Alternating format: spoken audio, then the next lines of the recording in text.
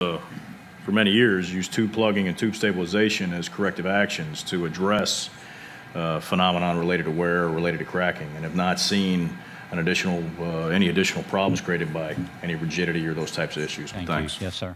Joe Holtzman, Mission Viejo. After spending about 50 years myself in industry in engineering assignments, management assignments, and manufacturing assignments, I go back to an operative question I gave Mr. Dietrich before is, why wouldn't a failure mode effect analysis done before? You know, we've got, and the NRC pointed out tonight, we've got a design change. So with the design change, we have now got two different units that were designed using the same methodology and criteria, the same models, the same algorithms, and they're both defective. One's more defective than the other one. We've got the same manufacturing company and operations, and they have produced defective equipment. It's not operative. We've got two units that you're proposing to operate, one at 70%. Now, according to my calculations, we, the ratepayers, are getting 35% of what we paid for. We paid for two units, we're getting 70% of one. My question to the NRC is, what are you going to do about the disparity in the models, the different model applications, the varying experts that are used? And I have looked closely at EPRI's work in the past as far as EMF goes, and they have absolutely no idea what they're talking about. Thank you. Is there anybody want to address the disparity in the models issue? That's a very good question from the standpoint of the models. We'll be looking at how the original model was misapplied. How there were some problems associated with that, and how the model, the ethos model that they're proposing, or that they're using now, whether that is applicable to the conditions, and whether or not that it's an appropriate code to be using from that standpoint. Thank you. Definitely. Thank you, Doug. Yes, ma'am. Hi, Diane Thompson. I'm a small business owner in Huntington Beach. Can you speak to the comparison of the safety of San Onofre versus other nuclear generating stations in the United States that you work with? You know, the NRC determines the plant is safe or it's not to operate. Up until January 31st, Song's plants were safe to operate, and then the experience showed that there was more work and more analysis to be done to be able to say that again. And we're still working on that, and we're going to keep working on that until we can say it or not say it. Yes. I'm Marnie Magda from Laguna Beach, and I would be in the city that would be within the range if these predictions end up wrong, where we would be closed down for somewhere over 20,000 years. If the prediction, and I hear the word over and over again, prediction, probability, where now the in-plane vibration is something that I'm starting to learn is like frightening, going this way instead of this way. And I have been to every one of the meetings that you all have had for all of us, and I continue to be very much more frightened every time I attend. We've watched the horror happen in Japan. We don't want it to happen in Southern California. 8 million lives depend on your decisions. So I'm so thankful for the Nuclear Regulatory Commission's questions tonight. I have hope that you're looking so carefully at this for us. But there is a question. The question is, because of the safety record being so poor, and at the plant where employees, have a busy day and drink coffee and check something off the list instead of checking something that could cause a meltdown, and we already have that on the records, then I'm even questioning if you had 170 tube inspections to come up with your initial data, how many employees were in charge of that 170,000 tube inspections? Can we rely on even what they did? I calculated that meant in 10 months, 7 days a week, there would be 570 tubes tested a day. Who's watching that? And I just don't trust the process at all that I hear. I know how much energy and money you're putting into it, but a mistake isn't just gas in the air. This is forever, and I would love to know how that process works. Is this a quality assurance question? I don't know if you want to talk about it, Pete. It does require a high level of training and skill. Traditionally, these inspections are accomplished by and then validated by, well, they're always performed by and validated by people who have qualified to meet the national standards for being able to conduct steam generator tube inspections. That qualification standard is both reviewed internally by the industry, but is also overseen by the Nuclear Regulatory Commission. And for each of those tube inspections, it does go through a series of 3 reviews by an increasing level of qualification of qualified personnel. I just want to ask, is it true that the only way that you would really know if the tubes don't leak is if that they do leak? So in other words, the thing starts up and 70% power or whatever, and it's going along and going along, then all of a sudden it leaks, and that's how you know that if it's going to leak or not. Is that true? So we have to wait for a leak?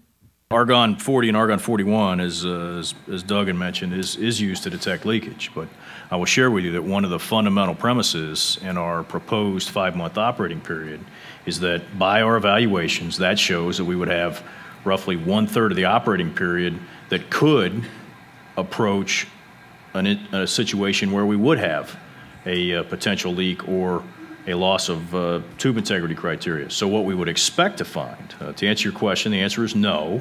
The only way we would know if they leak is if they don't. That is why we go in and measure wear, and it is why we have plugging criteria for tubes, is that if a tube does show wear greater than 35% through wall, which we know is not leaking, we then remove it from service. So there is a criteria. That's the whole purpose of the steam generator management program, is to observe it, trend it, predict it, and then go verify the predictions, validate and confirm the predictions, and based on tube wear observed, take tubes out of service before they leak. Yes. What is causing the higher fluid velocity? And the answer I heard was, well, we're going to study that.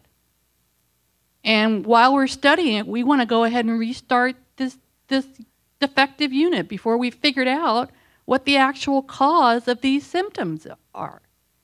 Wouldn't that be like, instead of treating somebody's cancer, treating the symptoms of it, and just going ahead along, and while the cancer actually kills the patient? Okay, thank you. Hey, Chip, I think it's important for me to answer that. We do know the reason for why the steam velocities and the void fractions were underpredicted. And that was that there were mistakes made in the modeling and mistakes made using the Fit3 model, as well as some of the design assumptions and work that Mitsubishi did. We continue to work on our causal analysis, but we know why the steam velocities were underpredicted and why the void fractions were underpredicted. And our corrective actions, our proposed actions by reducing power to 70%, addresses that specifically.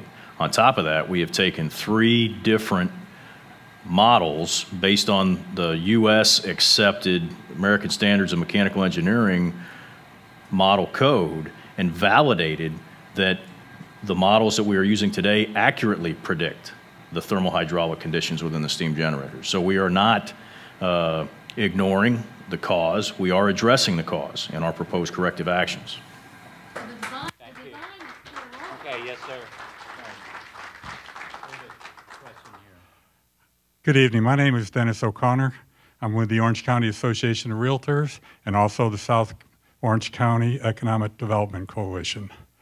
I have grave concerns about SONS not providing power to our homes and economies here in Southern California. But most of all, I'm a longtime resident of Mission Viejo, and my #1 concern is safety. And listening to Southern California's Edison's plan to go forward, to me sounds like a reasonable plan. I'm more encouraged by the Nuclear Regulatory Commission asking tough questions and their 50 or more year record of extreme safety in the nuclear power industry in this country, in spite of what we've heard here tonight about some relatively minor incidents, and one or two major ones, but overall, an extremely safe record. My question is really to the NRC, is if, and by the way, I don't mean to imply that I want you to hurry or anything along with your procedures, because first thing is you got to get it right. But if you decide that this is a good plan and go ahead forward, is that the final word, or will we have to sit through some appeal process or other delay tactics before it happens? Art, Ryan, it's a process question. That's a good question. Right now we have no direction either from the members of the commission or the Atomic Safety and Licensing Board or the staff not to continue to perform its work to review the submittal made by Southern California Edison. So that's subject to change, obviously. But as of today, that's not the case, and so we continue to do our work, and that's what we plan to do until directed otherwise. Good evening. My name is Sabrina Van Engen. I'm not an engineer or an expert. I'm a teacher. So I have some experience with critical thinking. What I've heard tonight from Southern California Edison is a lot of shifting responsibility to MHI. I've heard you admit that your theory on how to prevent FEI is based on experimental data, and this would be the first time your correction, running at reduced power, is used operationally. You want to experiment. I have one child, a daughter. Her name is Esme. She's 3.5 years old. She's nearly reading. She wants to be an astronaut or a paleontologist. Edison says that there's a 5% probability that FEI will occur by inference at 70% power. This risk is unacceptable to me. This is not conservative or safe. You must not and you cannot place Esme in harm's way in the name of profit. You cannot risk her life on an experimental corrective action in the name of profit. To do so would be not only irresponsible, it would be maleficent. Mr. Diedrich, you said you take full responsibility if there's an accident. Can I come to your house and expect shelter? And members of the NRC, I appreciate your tough questions tonight, but I implore you to place the health and life of my daughter above corporate profit. My question is, why don't you challenge us to conserve enough energy that San Onofre is superfluous and unnecessary? Thank you. Thank you. Thank you very much. Yes, ma'am. Hi, my name is Karina Vergara. I live in San Clemente and I work at Songs. And my question to the NRC is, could you provide a little more detail on the components and the rigor that goes into developing a technical evaluation report? Thank you. Thank you very much. Doug? Sure. Our technical evaluation report is going to be looking at all the aspects of what was laid out tonight. We're going to be looking at, as I mentioned before, the modeling, how it was applied. We're going to be looking at the requirements that we have, the steam generator tube integrity performance criteria and the requirements, and how whether or not Southern California Edison has provided to us appropriate demonstration that those criteria would be met, given the proposal that they have laid out. We're also going to be looking at the work that they've done previous to this. Their condition monitoring, the assessments that they did of the tube of the degradation that was done. Were those done appropriately? Do they appropriately identify all the degradation mechanisms, and have they appropriately then assessed how that's how they would proceed, or those mechanisms would continue to proceed at the operating conditions that they're applying here. So that's what our approach is going to be, is to look at each of those individually and then collectively as well to see whether or not we have reasonable assurance of that the plant could be operated safely. under the proposed conditions that they're providing. And that is really what our ultimate criteria is that, have they met that criteria of the performance criteria in ensuring that the tubes are not going to that they are going to maintain their structural integrity. Yes, sir. I have a question for the NRC. My name is Raj Johnston. I live in San Clemente. At each of these meetings, we hear Edison say they're only interested in public health and safety. And then we go on and we don't talk about public health and safety. All we talk about is engineering. And the assumption is that engineering is the only question. And if we can make the generators work, there aren't any other questions. So when are we going to talk about things like cancer? A lot of people are concerned about cancer. I'd like to see a meeting where you have only epidemiologists, only oncologists, no engineers allowed. And talk seriously about public health and safety. Now, you've been relying for the last 2 decades on a study by the National Cancer Institute which failed to find an effect on populations living near nuclear reactors. Well, that study is now outdated and it's invalid, and you admitted it in your press release. And that's why you commissioned the National Academy of Sciences to study cancer streaks in this area. We got chosen one of the 6 areas of the country, 30-mile area around San Onofre. Why aren't we talking about that? There's kids in San Clemente with cancer. There's kids in Camp Pendleton with cancer. There's the sheriff of Orange County is in the papers last week. She lives in Dana Point. She's came out with cancer. These are anecdotes. They don't prove anything. But a lot of people are concerned about this. Now, if you start up these reactors, we know that Edison dumps about 10 hours a week of radioactivity, low-level radioactivity, into the ocean. We know they pump it into the atmosphere. It blows over populated areas.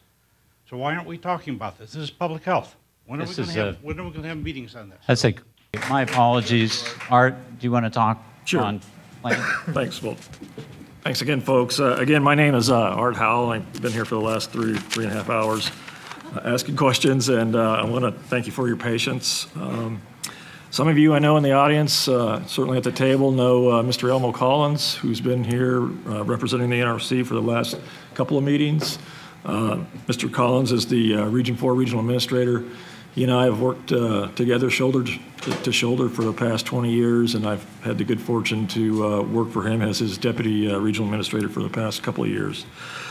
Just want to mention briefly that as you heard in my opening remarks, that the NRC, both the Region 4 office and the headquarters office, has formed 2 special project organizations to help facilitate what is already a very high level of focus and coordination on the inspection, assessment, and licensing actions at San Onofre. We're also forming an oversight panel that consists of members of Region 4 and the Office of Nuclear Reactor Regulation, which the charter will be made publicly available. It hasn't been drafted yet. We haven't selected all the members, but I will be on that panel, as well as senior management in the Office of Nuclear Reactor Regulation, as well as other senior staff members. And so that will help us coordinate the licensing and inspection functions. Other than that, a number of my other closing remarks were covered in the Q&As. I do want to say that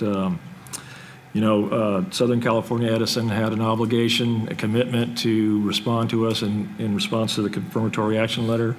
They believe they have identified the causes and corrective actions to prevent the loss of structural integrity as it relates to Unit 2 for operating at 70% power for 5 months, and then to take the unit offline to conduct additional tube inspections.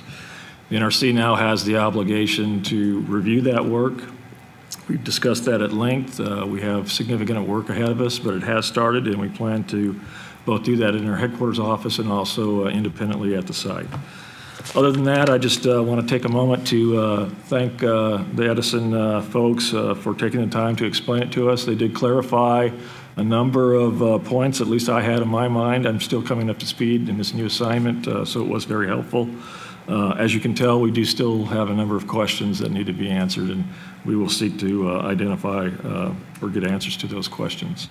I also want to thank all the folks out in the audience for coming, for observing, for your questions. I want to thank the folks that listened in on the audio line and watched on the webcasting. I personally can tell you that in the few weeks that I've been becoming more involved in the oversight of San Onofre more directly.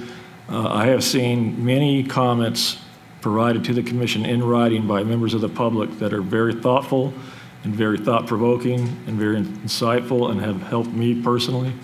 Many of them have to do with a technical analysis, and we do get those comments and we do review them and we do factor those into our activity. So I do appreciate that. So having said that, I just want to thank everybody. Hope you have a safe trip home and an enjoyable weekend. And unless there's any other questions or comments from the NRC staff, we'll go ahead and close the meeting. Great, thank you.